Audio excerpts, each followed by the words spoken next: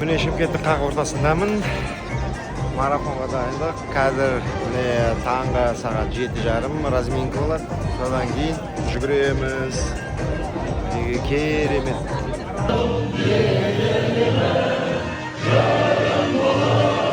Söndüremem yerim, tuğan yerim yerim, Kazakistan'ım.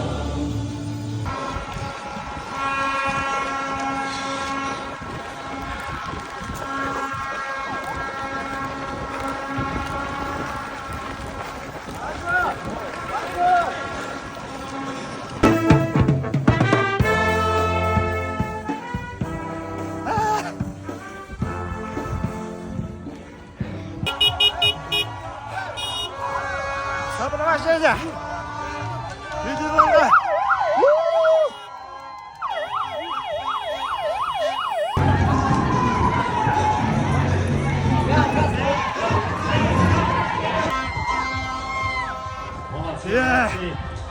Dostlar, arılarımız sizde de kutlayın.